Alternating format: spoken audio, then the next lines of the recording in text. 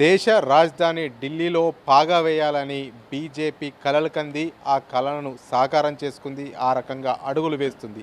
ఎందుకంటే ఇప్పటికే 47 స్థానాల్లో అగ్రస్థానంలో ఉంది. దాదాపు 6 స్థానాల్లో బీజేపీ గెలిచింది.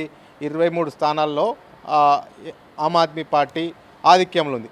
అయితే ఆమ్ ఆద్మీ పార్టీకి బీజేపీ చావు దెబ్బ కొట్టిందని చెప్పుకోవచ్చు. ఎందుకంటే ఆమ్ ఆద్మీ పార్టీకి ఉన్నటువంటి ఎవరైతే ఉన్నారో వెన్నుముకలుగా ఉండేటువంటి మనీష్ సిసోడియా కానీ కేజ్రీవాల్ ఈ ఇద్దరు కూడా ఓటమి పాలు చెందారు. ఇదంతా ఆమ్ ఆద్మీ పార్టీకి అయితే పెద్ద ఎదురు దెబ్బ అని చెప్పుకోవచ్చు. ఎందుకంటే కేజ్రీవాల్ అదేవిధంగా మనీష్ సిసోడియాను అక్రమంగా అరెస్ట్ చేశారు, జైల్లో పెట్టారు అనేది కూడా పెద్ద ఎత్తున వీళ్ళు ఎన్నికల ప్రచారాన్ని కూడా చేశారు. అదే ప్రచారంలో ప్రజల వద్దకు తీసుకెళ్లారు. కేజ్రీవాల్ను అక్రమంగానే జైల్లో పెట్టారు, మనీష్ సిసోడియాను అక్రమంగానే జైల్లో పెట్టారు అనేది కూడా పెద్ద ఎత్తున ప్రచారం చేస్తూ సానుభూతిని పొందే ప్రయత్నం ఆమ్ ఆద్మీ పార్టీ చేసింది. అదేవిధంగా కేంద్రంలో బీజేపీ అధికారంలో ఉంది. బీజేపీ పార్టీని ఏ పార్టీ ఎదిరిస్తే ఆ పార్టీని నేతలపైన కేసులు పెట్టడం ఆనవాయితీగా నడుస్తుంది అనేది కూడా పెద్ద ఎత్తున కేజ్రీవాల్ ప్రచారంలోకి తీసుకెళ్లారు. అంతేకాకుండా రానున్న రోజుల్లో బీజేపీని దెబ్బ కొట్టేది ఆమ్ ఆద్మీ పార్టీ అనేది కూడా పెద్ద ఎత్తున ప్రజల్లో ప్రచారం చేశారు. కానీ ఇంత ప్రచారం చేసినా ఇవన్నీ చేసినా కానీ ఏమాత్రము వాళ్ళకు వర్కౌట్ కాలేదు. పొలిటికల్ స్ట్రాటజీ చాలా యూజ్ చేశారు ఆమ్ ఆద్మీ పార్టీ కూడా. ఎందుకంటే ఏ రకంగా బీజేపీ గెలవాలని కలలు కందో, ఏ రకంగా 27 సంవత్సరాల తర్వాత మళ్ళీ అధికారంలోకి రావాలని కాషాయ పార్టీ చూసిందో ఆ రకంగానే మరోసారి వరుసగా 3 సార్లు గెలిచినాం, మరోసారి గెలవాలనేది కూడా కేజ్రీవాల్ ప్రయత్నం చేశారు. అంతే ఎత్తుగడ వేశారు. ఏదైతే ఆ బీజేపీ ప్రచారాన్ని చేసిందో ఆ ప్రచారాన్ని తిప్పికొట్టే ప్రయత్నం చేశారు. కానీ ప్రజలు బీజేపీకి వైపే మొగ్గు చూపారు. ఆమ్ ఆద్మీ పార్టీని ఓటమి పాలయ్యే విధంగా ఓటర్లు అక్కడ ఓటు వేశారని చెప్పుకోవచ్చు. ఎందుకంటే ఆమ్ ఆద్మీ పార్టీ ఏ ప్రచారం చేసినా కానీ అది బీజేపీకే మైలేజ్ ఇచ్చింది, బీజేపీకే అడ్వాంటేజ్ అయింది. ఎవరైతే ఆమ్ ఆద్మీ పార్టీకి సంబంధించినటువంటి చీఫ్ కేజ్రీవాల్ ఉన్నాడో, మాజీ ముఖ్యమంత్రి, అతను పూర్తిగా బీజేపీ ఆమ్ ఆద్మీ పార్టీ నేతలపైన కేసులు పెట్టడానికి, కక్షపూరిత రాజకీయాలు చేయడానికి ప్రయత్నం చేస్తుంది అనేది కూడా పెద్ద ఎత్తున ప్రజల్లోకి వెళ్ళారు. కానీ అదే న్యూఢిల్లీలో ఆయన ఓటమి పాలు చెందారు. ఆయన పైన వర్మ 3000 పైచీలకు ఓట్లతో గెలుపొందారు. ఇప్పుడు ముఖ్యమంత్రి రేసులోకి కూడా వర్మనే వచ్చారనే వార్తలు కూడా పెద్ద ఎత్తున గుప్పమంటున్నాయి. ఎందుకంటే ఇప్పటికే కేంద్ర హోంశాఖ మంత్రి అమిత్ షాను కూడా వర్మ కలిశాడు. ఎందుకంటే కేజ్రీవాల్ను ఓడించడం అనేది మామూలు విషయం కాదు. కేజ్రీవాల్ సింపతి గెయిన్ చేయాలని ప్రయత్నం చేశారు. అదేవిధంగా బీజేపీని ఓడించాలని ప్రయత్నం చేశారు. విస్తృతంగా ఢిల్లీ రాష్ట్రం అంతా ప్రచారం చేశారు. అయినా కానీ లాభం లేదు. ఆ సానుభూతిని డామినేట్ చేస్తూ బీజేపీ అభ్యర్థి అక్కడ వర్మ గెలిచాడు కాబట్టి ఆ వర్మనే ముఖ్యమంత్రి క్యాండిడేట్గా పెడితే ఎలా ఉంటుందనేది కూడా బీజేపీ జాతీయ నాయకత్వం ఆలోచనగా కనపడుతున్నట్లు సమాచారం తెలుస్తుంది. అంతేకాకుండా సాయంత్రం ఒక క్లారిటీ వచ్చే అవకాశం ఉంది. సాయంత్రం బీజేపీ జాతీయ కార్యాలయానికి ప్రధానమంత్రి నరేంద్ర మోడీ, కేంద్ర హోంమంత్రి అమిత్ షా చేరుకుంటారు. అక్కడ విజయోత్సవ సంబరాల్లో పాల్గొంటారు జేపీ నడ్డాతో కలిసి. ఆ తర్వాత ఒక క్లారిటీ వచ్చే అవకాశం ఉంది.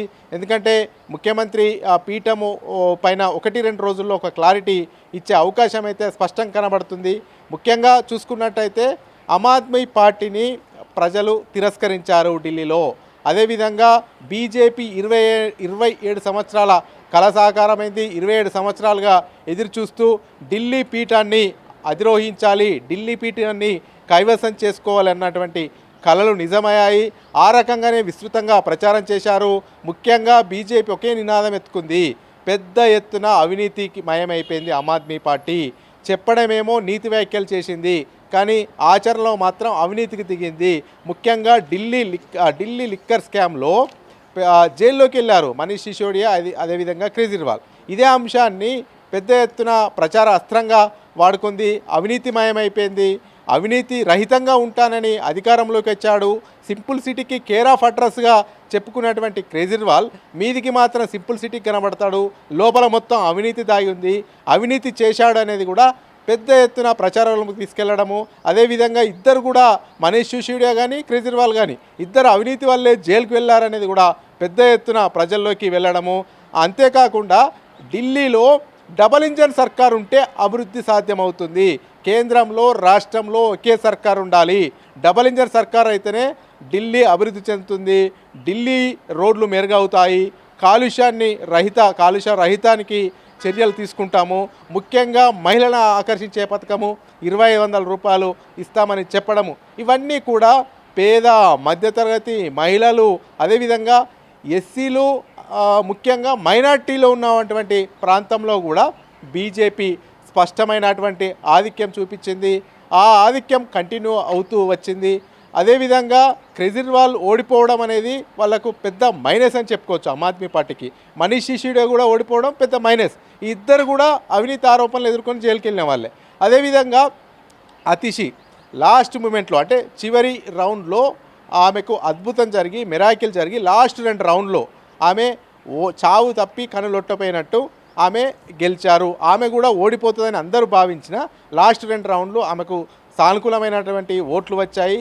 ఆ యొక్క నేపథ్యంలో ఆమె బయటపడగలిగారు. మొత్తానికి చూసుకున్నట్టయితే బీజేపీ శ్రేణుల్లో కొత్త నయా జోష్ వచ్చిందని చెప్పుకోవచ్చు. ఎందుకంటే పార్లమెంటు ఎన్నికల్లో బోటాబోటీ అంటే మ్యాజిక్ ఫిగర్ రానిటువంటి పరిస్థితి బీజేపీకి. ఎన్డీఏ భాగస్వామ్య పక్షాలతో కలిసి పార్లమెంటు ఎన్నికల్లో కేంద్రంలో ప్రభుత్వాన్ని ఏర్పాటు చేసినటువంటి స్థితి నుండి ఈరోజు ఒక్కొక్క రాష్ట్రాన్ని ఛేదించుకుంటున్నాయి. మహారాష్ట్రలో మొన్న ఎన్నికలు జరిగాయి. మహారాష్ట్రలో అంతకుముందు పార్లమెంట్ ఎన్నికల్లో బీజేపీకి ఆశించిన విధంగా ఫలితాలు రాలేదు. కానీ అసెంబ్లీ ఎన్నికలు వచ్చే వరకు మళ్ళీ అనూహ్యంగా పుంజుకుంది. ఎవరి అంచనాలకు అందని విధంగా ఎగ్జిట్ పోల్స్ అంచనాలను తలకిందులు చేస్తూ మహారాష్ట్రలో గెలిచారు. అదేవిధంగా ఇప్పుడు ఢిల్లీలో కూడా మెజార్టీ ఎగ్జిట్ పోల్స్ అంతా కూడా బీజేపీ గెలుస్తుందని చెప్పింది. బీజేపీకి 40 నుంచి 50 మధ్య సీట్లు వస్తాయని చెప్పింది. ఆ రకంగానే గణనీయంగా పార్టీని పర్ఫార్మెన్స్ని పెంచుకుంది. విస్తృతంగా ఇతర రాష్ట్రాలకు సంబంధించినటువంటి ముఖ్య నేతలు కూడా వెళ్ళి ప్రచారం చేశారు.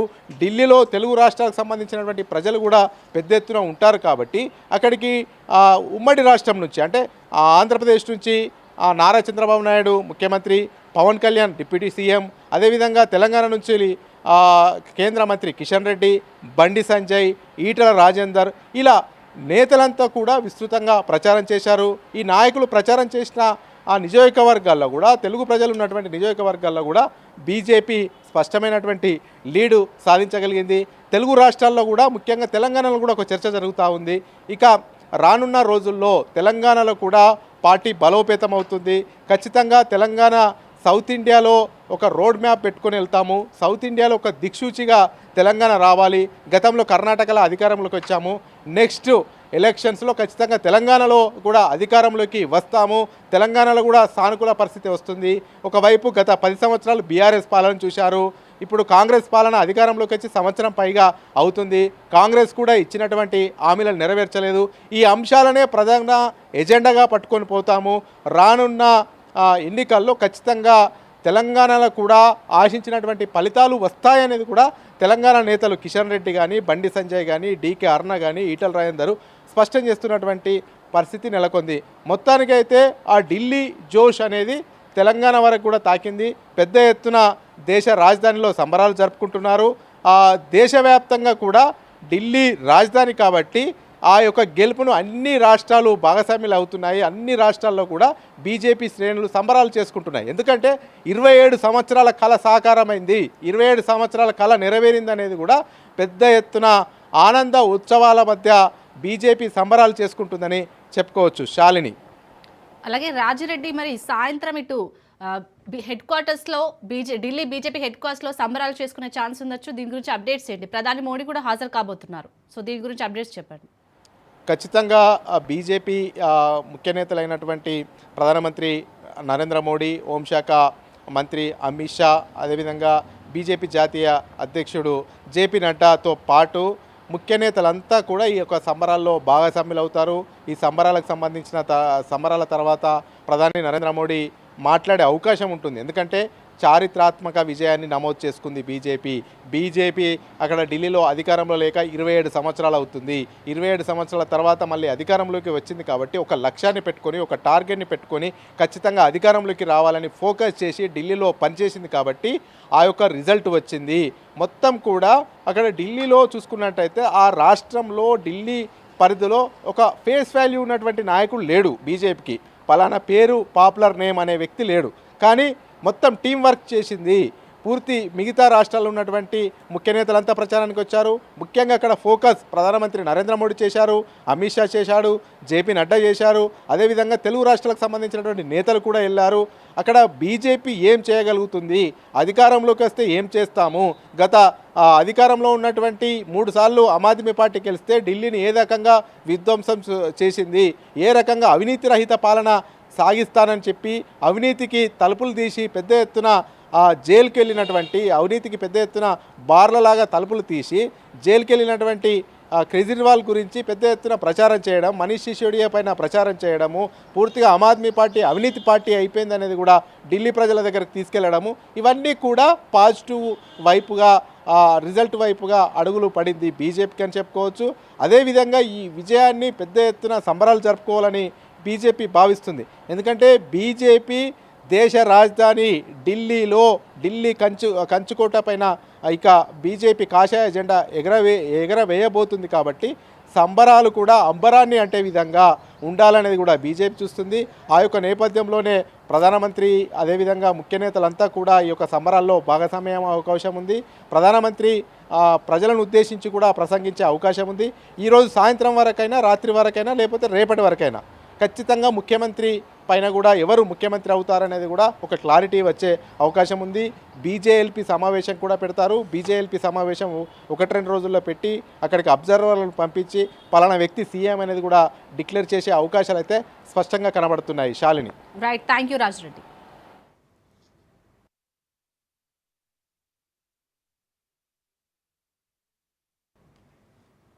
ఇవి ఇప్పటివరకు ఉన్న updates. For more updates keep watching Raj news.